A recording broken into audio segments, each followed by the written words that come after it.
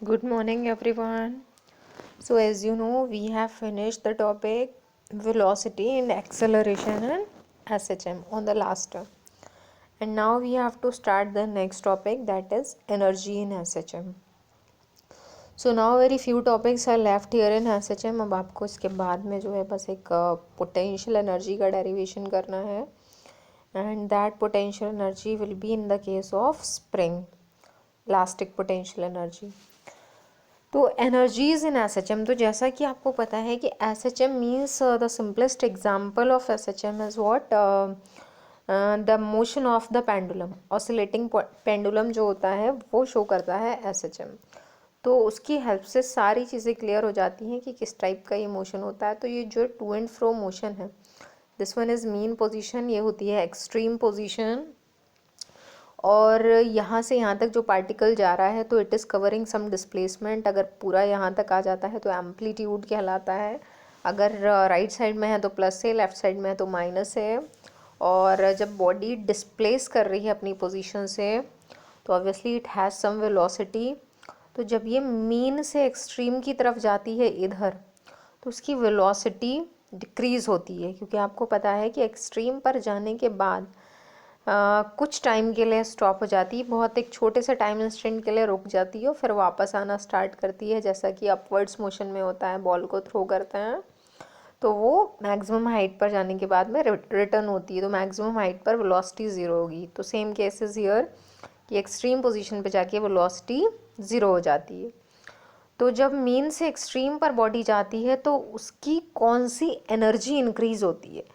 तो बिल्कुल ऐसा ही एग्जाम्पल है जैसा कि अपवर्ड्स और डाउनवर्ड्स मोशन में होता है. बॉडी जब अपवर्ड्स मोशन करती है तो उसकी हाइट, ग्राउंड से सेपरेशन इंक्रीज होता जाता है. तो it means potential energy is increasing and kinetic energy is decreasing. Same case यहाँ होता है एस एच एम में, when body is moving from mean position to extreme position, तो उसकी पोटेंशियल एनर्जी इंक्रीज होती है क्योंकि एक्सट्रीम पोजीशन मीन पोजीशन के कंपैरिजन में इतनी हाइट पर है.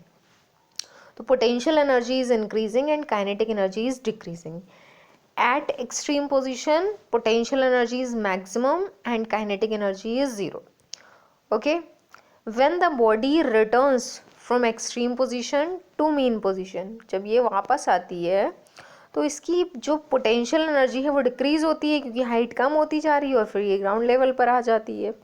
तो potential energy is decreasing and kinetic energy is increasing. At mean position potential energy is zero and kinetic energy is maximum, V max होता है. दोबारा से यही प्रोसेस होगा जब दूसरी एक्सट्रीम पोजीशन पे जाती है. तो आई होप इट्स क्लियर कि अब आपको पता है कि जब बॉडी एस एच एम करती है तब उसके पास टू टाइप्स की एनर्जीज होती हैं, एक काइनेटिक एनर्जी और दूसरी पोटेंशियल एनर्जी, और उनमें अकॉर्डिंगली चेंजेस होते हैं और एक दूसरे में कन्वर्जन भी होता है. एक एनर्जी इंक्रीज हो रही है तो दूसरी डिक्रीज हो रही है. या फिर हम ये कहें कि काइनेटिक और पोटेंशियल का जो सम होता है that will always be constant, वो हमेशा कांस्टेंट रहेगा. जैसा मैंने आपको अपवर्ड्स मोशन में और डाउनवर्ड्स मोशन में प्रूव कराया था चैप्टर नंबर 4 में.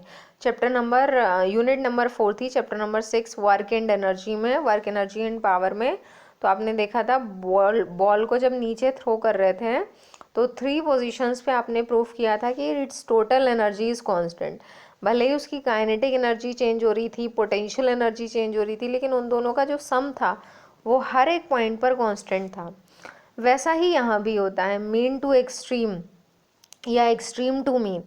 जब बॉडी मूव करती है तो उसकी काइनेटिक और पोटेंशियल एनर्जी में इंटरनल चेंजेस होते हैं, एक दूसरे में कन्वर्जन होता है, लेकिन जो उनका सम है, जो टोटल मैकेनिकल एनर्जी है, that will always be constant.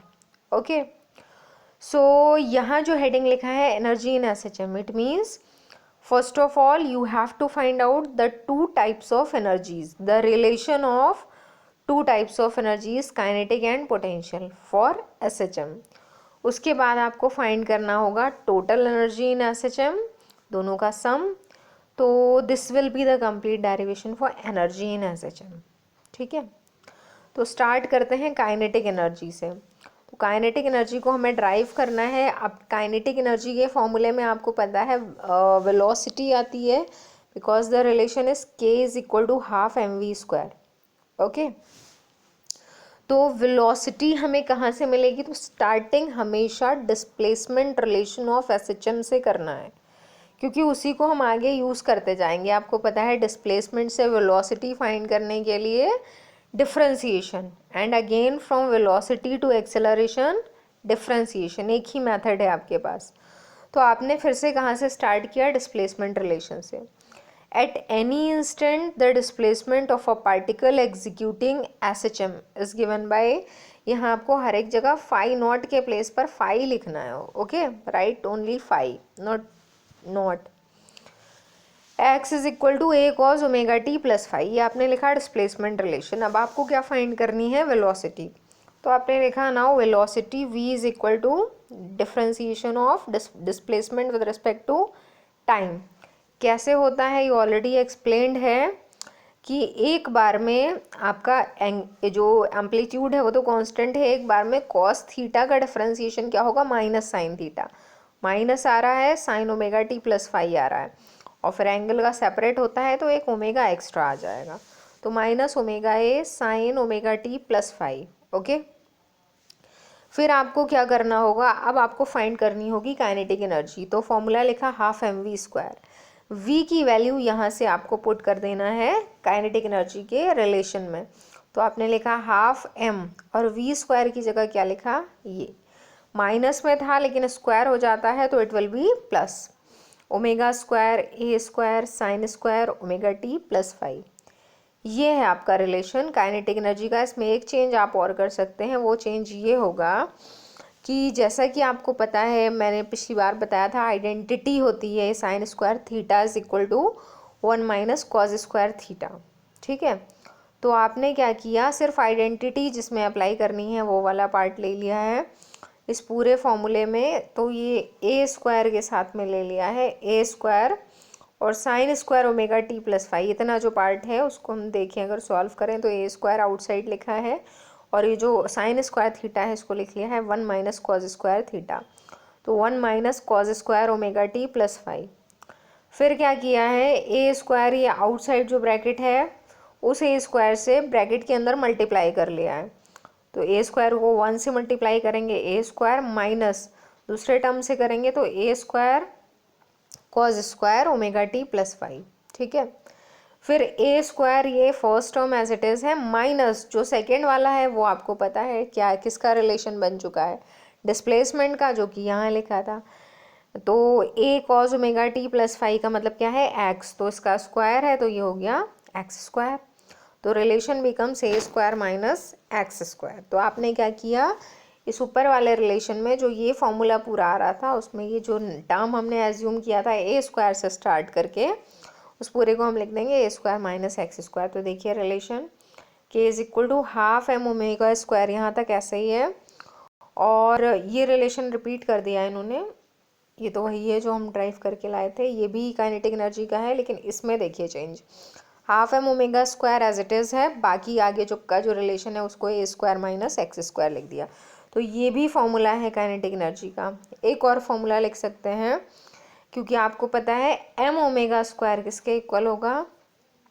k, propagation constant या फिर आपका जो स्प्रिंग कांस्टेंट होता है. क्योंकि ये आपने लास्ट टाइम देखा था कि एक रिलेशन जो है आपका आ रहा था ओमेगा के लिए कि ओमेगा² क्या होता है? k upon m. ठीक है, तो अगर हम यहाँ से m ओमेगा² को रिप्लेस करें तो k आ जाएगा.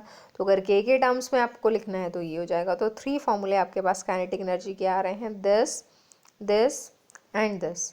अकॉर्डिंगली जिसको जहाँ यूज़ करना है न्यूमेरिकल पर्पज से वहाँ कर सकते हैं, और अगर काइनेटिक एनर्जी ही ड्राइव करनी है तो यहाँ तक कंप्लीट डेरिवेशन होगा.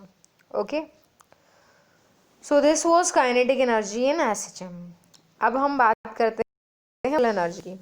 एसएचएम में पोटेंशियल एनर्जी भी होगी. जब बॉडी मीन से एक्सट्रीम पर जा रही है then potential energy will increase.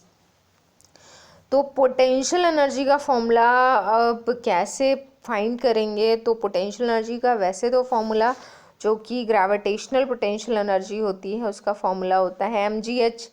लेकिन यहाँ पर मास ग्रेविटी और हाइट के टर्म्स में नहीं फाइंड करना है, बल्कि के आ रहा है ना यहाँ पर, तो के मीन्स होता है स्प्रिंग कांस्टेंट या रीस्टोरिंग कांस्टेंट। तो आपको पता है कि जब ये सिंपल पेंडुलम जो है ना मीन से एक्सट्रीम पे जाता है, तो वापस मीन पे लाने वाला जो फोर्स है वो रीस्टोरिंग फोर्स होता है। और कितना है रीस्टोरिंग फोर्स, उसी का जो कांस्टेंट है दैट इज़ रीस्टोरिंग कांस्टेंट। तो आपको यहाँ पर mgh वाला फॉर्मूला यूज़ नहीं करना है। अब आप देखेंगे कि काइनेटिक एनर्जी का एक पोटेंशियल एनर्जी का एक न्यू रिलेशन यहाँ पर जनरेट होगा, और जहाँ भी स्प्रिंग से रिलेटेड चीज़ें हैं या रीस्टोरिंग फोर्स से रिलेटेड चीज़ें हैं, उनमें आपको पोटेंशियल एनर्जी का यही फॉर्मूला यूज़ करना पड़ेगा। Okay, so now leave the relation mgh। Kinetic तो एक ही रहता है, लेकिन पोटेंशियल का फॉर्मूला चेंज हो जाता है। तो देखिए पोटेंशियल को अब कैसे ड्राइव करना है मैं दूसरे फॉर्मूले के लिए। तो आपको पता है कि जब आपको किसी एनर्जी का फॉर्मूला ड्राइव करना है, तो आप एक बार हेल्प ले सकते हैं वर्क डन की, क्योंकि वर्क डन जो है वो एनर्जी के इक्विवेलेंट होता है। तो हमें यहाँ से वर्क डन से हम स्टार्ट करते हैं।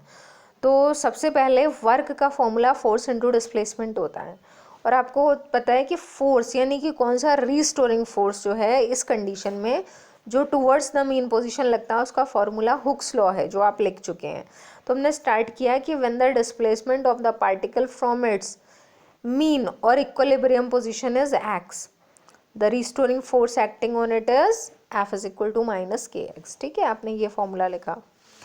अब आपको क्या फाइंड करना है, मान लीजिए बॉडी में एक स्मॉल डिस्प्लेसमेंट हो रहा, बहुत छोटा सा ये डिस्प्लेस होके एक्सट्रीम तक आई, तो उसका मतलब वर्क डन भी स्मॉल करना पड़ेगा इसको वापस लाने के लिए, जो रीस्टोरिंग वर्क डन होगा। तो आपको क्या लिखना है, इस पूरी लाइन को आप रिप्लेस कर दीजिएगा एक लाइन से कि if the displacement of the body is very small that is dx, then the small restoring work done. ठीक है, आपको एक सेंटेंस से रिप्लेस करना है बस, displacement is small then work done is also small. तो dw का फॉर्मूला क्या होगा, माइनस एफ डी एक्स, क्योंकि ये रीस्टोरिंग वर्क डन है ना। रीस्टोरिंग का मतलब देखिए एक्सटर्नल रीस्टोरिंग में यही फ़र्क है, अगर एक्सटर्नल वर्क डन पूछा जाए तो बॉडी इस तरफ जा रही है, आपको मूव कराना पड़ रहा है तो फॉरवर्ड डायरेक्शन है, और रीस्टोरिंग वर्क डन में जो फोर्स की डायरेक्शन है वही वर्क की डायरेक्शन होगी। तो ये रीस्टोरिंग वर्क डन है, इसीलिए इसका relation minus F D x आएगा। ओके, तो माइनस एफ डी एक्स में एक माइनस तो यहाँ आ रहा है, एक माइनस ऑलरेडी इस रिलेशन में है, तो प्लस हो जाएगा। तो जब आपने एफ की वैल्यू यहाँ पुट की तो हो जाता है प्लस के एक्स डी एक्स। ठीक है, अब ये स्मॉल डी डब्ल्यू था। अब आपको फाइंड क्या करना है, टोटल वर्क। तो टोटल वर्क के लिए बॉडी को स्मॉल से टोटल में करने के लिए मेथड होता है इंटीग्रेशन। तो आपने लिखा ना total work done W is equal to integration of small work done. ये जो स्मॉल वर्क आया इसको इंटीग्रेट कर दिया, कितनी लिमिट में करेंगे, तो लिमिट आपको पता है बॉडी ने ज़ीरो डिस्प्लेसमेंट से स्टार्ट किया था, एक्स डिस्प्लेसमेंट तक जा रही है, तो लिमिट है 0 to x, और k x d x integration sign में आ गया। अब इंटीग्रेशन किसका होता है, जिसके रेस्पेक्ट में हो रहा है, तो x के रेस्पेक्ट में हो रहा है तो x वाले टर्म का ही इंटीग्रेशन होगा, k कांस्टेंट है वो आउटसाइड आ जाएगा। इंटीग्रेशन का मैंने तरीका आपको बताया था, इंटीग्रेशन में पावर 1 इंक्रीज हो जाती है, वही अपॉन में आता है, तो x की power 1 integration x square upon 2 हो जाएगा। लिमिट एज इट इज़ लिखी अभी 0 to x। अब आप फिर लिमिट अप्लाई करेंगे, तो x के प्लेस पर एक बार तो x लिखना है, दूसरी बार में 0 लिखना है, 0 का कोई सेंस नहीं है, तो ये हो जाता है हाफ के एक्स स्क्वायर। तो ये किसका फॉर्मूला आया, वर्क का, और जितना वर्क है वही पोटेंशियल एनर्जी होगी। तो आप बस एक लाइन लिख देंगे इस पूरे की जगह कि this work done is stored in the body in the form of its potential energy, या फिर आप लिख सकते हैं elastic potential energy.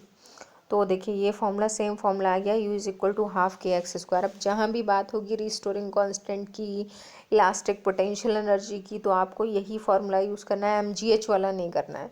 Half k x square एक फॉर्मूला ये होता है, फिर आपको पता है k की जो वैल्यू होती है वो m ओमेगा स्क्वायर है, तो आप ये भी लिख सकते हैं half m omega square x square.